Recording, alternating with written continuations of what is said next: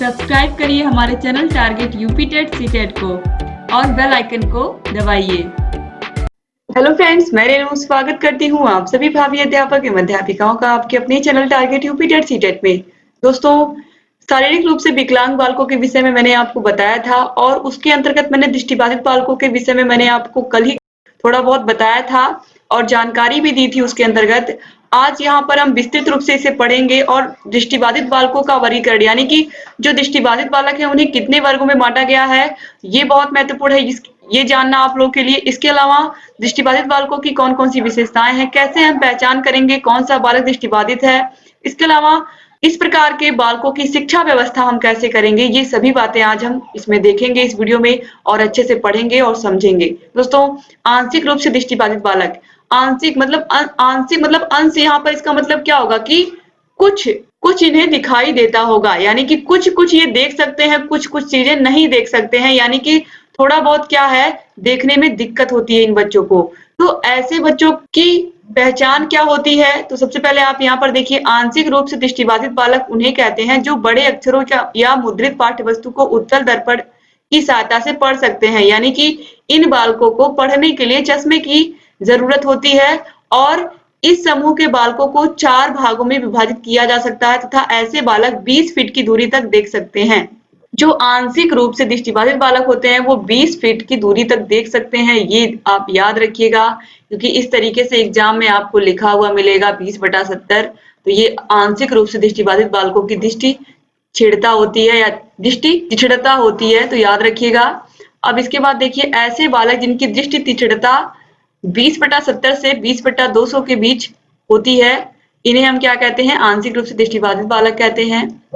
और ऐसे बालक जो गंभीर तथा बढ़ने वाली दृष्टि संबंधी कठिनाइयों से पीड़ित हैं, यानी कि ऐसे बालक जो गंभीर रोग से पीड़ित है या फिर नेत्र रोग से पीड़ित है, आप ये भी कह सकते हैं, और लगातार जो इनकी दृष्टि संबंधी कठिनाइयां हैं वो बढ़ती जा रही हैं, यानी कि देखने संबंधी जो कठिनाई है वो बढ़ती जा रही है, लगातार समस्या बढ़ रही है, बच्चा देखने में समर्थ नहीं हो पा रहा है।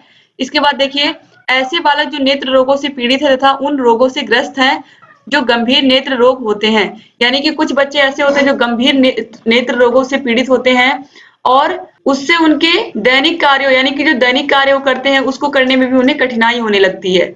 उसके बाद है लास्ट, ऐसे बालक जो औसत मस्तिष्क वाले होते हैं तथा जो डॉक्टर तथा शिक्षा शास्त्रियों के अनुसार कम देखने वाले बालकों को दिए गए साधनों तथा उपकरणों द्वारा अधिक लाभान्वित हो सकते हैं। तो इस तरीके से आंशिक रूप से दृष्टिबाधित बालकों को 4 श्रेणियों में बांटा गया है। तो ये जो 20/70 और 20/200 लिखा हुआ है, इसको आप याद रखिएगा कि इससे जो इनकी दृष्टि तिछड़ता होती है वो इसी के बीच में होती है। एग्जाम में कई बार ये क्वेश्चन पूछा है।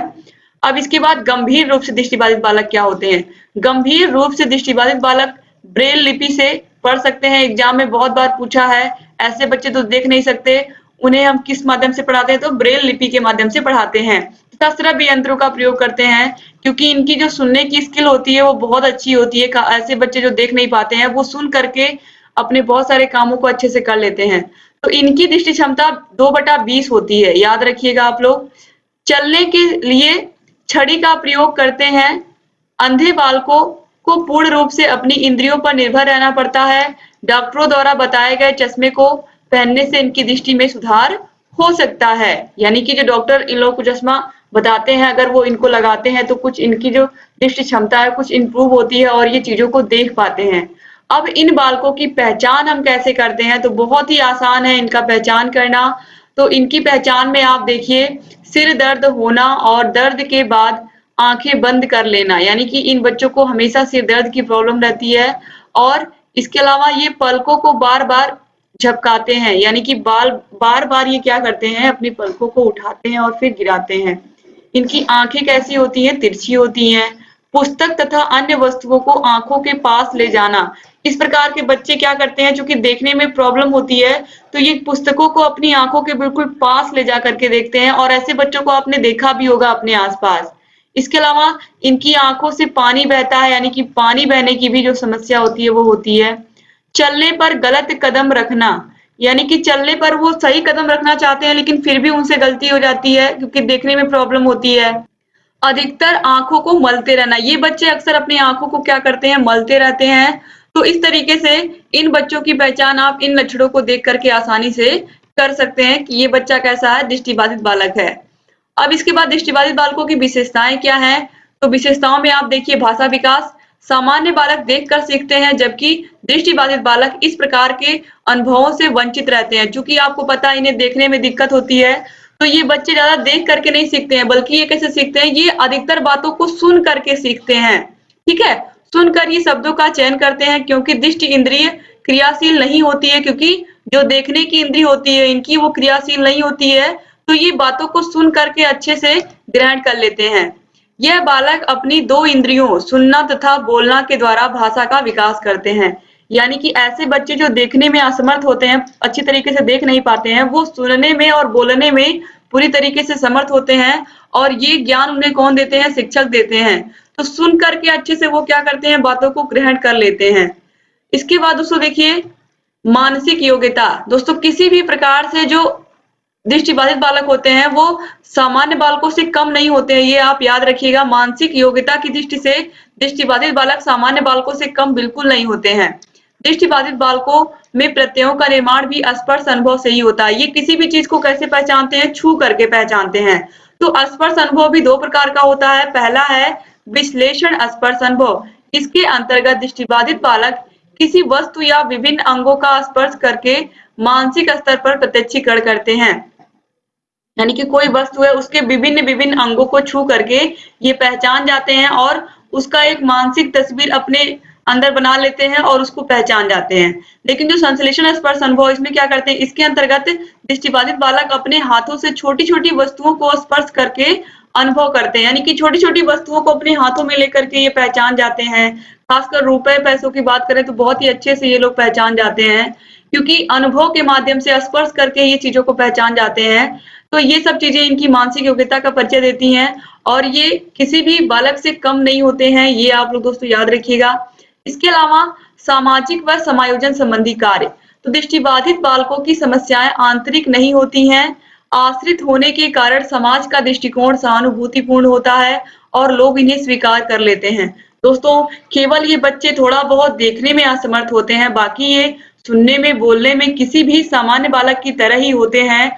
तो समाज का जो दृष्टिकोण है वो बिल्कुल सहानुभूतिपूर्ण होना चाहिए, और ये होना चाहिए कि ये बच्चा भी सभी बच्चों की तरह सामान्य ही है, केवल थोड़ा देखने में दिक्कत है, इसके अलावा और तो कोई समस्या नहीं है इस बच्चे के साथ। तो इस तरीके से ये बच्चे के माता पिता और शिक्षक को भी हमेशा उस बच्चे को प्रोत्साहित करना चाहिए कि तुम बहुत आगे जा सकते हो, बहुत कुछ कर सकते हो, ताकि वे बच्चे भी अपने जीवन में कुछ अच्छा कर सके, अपने लक्ष्यों को प्राप्त कर सके। अब दृष्टिबाधित बालकों की शिक्षा।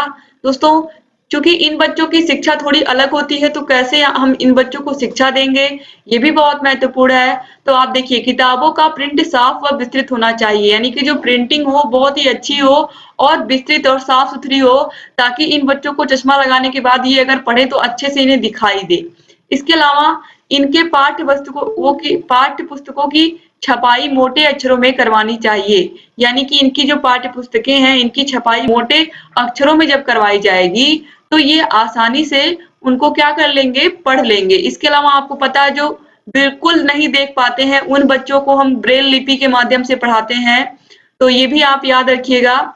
इसके बाद इन बच्चों को कक्षा में अगली सीट पर बैठाना चाहिए, ये बहुत जरूरी है, क्योंकि देखने में प्रॉब्लम होती है। अब मान लीजिए बच्चे को आपने 2 से 3 सीट पीछे बैठा दिया है और उस बच्चे के सामने उससे बड़ा बच्चा आगे बैठा है सीट पर, तो वो बच्चा टीचर की लिखी हुई बातों को सही से देख ही नहीं पा रहा है। अगर वो देखना चाह रहा है, थोड़ा बहुत उसे दिखाई भी देता होगा तो भी वो नहीं देख पाएगा। लेकिन अगर शिक्षक उसे अगली सीट पर बैठाते हैं तो उनके बताए हुए सभी चीजों को बहुत ही अच्छे से लिखेगा भी, और वो कोशिश करेगा कि सभी बातों को समझे, क्योंकि आंशिक रूप से जो दृष्टिबाधित बालक होते हैं चश्मे की सहायता से थोड़ा बहुत वो देख लेते हैं और वो सीखते भी हैं। तो इसलिए ऐसे बच्चों को हमेशा आगे बैठाना चाहिए और चिकित्सकीय परामर्श करवाना चाहिए। ऐसे बच्चों का हमेशा चिकित्सकीय परामर्श करवाना चाहिए। यहाँ पर कहने का मतलब है कि डॉक्टर के द्वारा हमेशा परामर्श लेना चाहिए, खासकर उसके माता पिता को उस बालक के ध्यान देना चाहिए कि बच्चे की जो दृष्टि है वो इम्प्रूव हो और बच्चा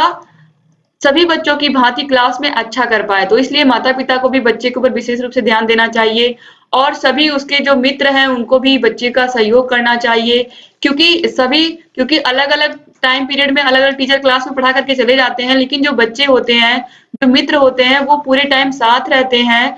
तो जो बच्चों के मित्र हो या इस तरीके का क्लास में माहौल बनाया जाए शिक्षक के द्वारा कि सभी बच्चे एक-दूसरे की हेल्प करने के लिए हमेशा तत्पर रहें और सभी के अंदर सहयोग की भावना हो।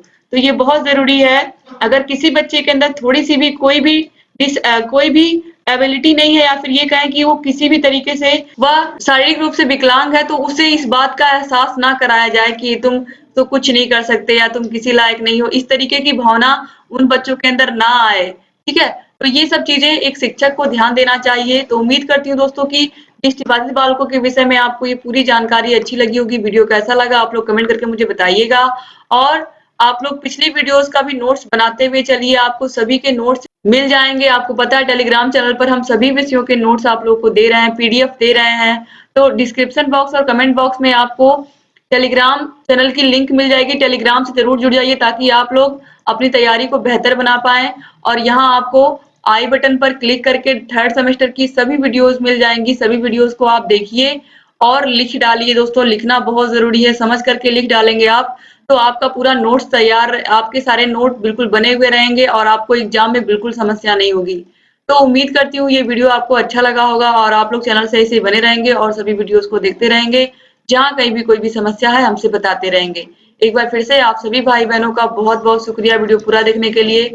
अगर अभी तक आपने हमारे चैनल को सब्सक्राइब नहीं किया तो प्लीज़ सब्सक्राइब कर दीजिए और बेल आइकन को भी प्रेस कर दीजिए ताकि हम जो भी नई वीडियोज़ बनाते हैं उन सभी का नोटिफिकेशन आप लोग के पास समय से पहुंचे और आप हमारे सभी वीडियोज़ को ऐसे ही देखते रहें। एक बार फिर से आप सभी भाई-बहनों का बहुत-बहुत शुक्रिया। जय हिंद दोस्तों।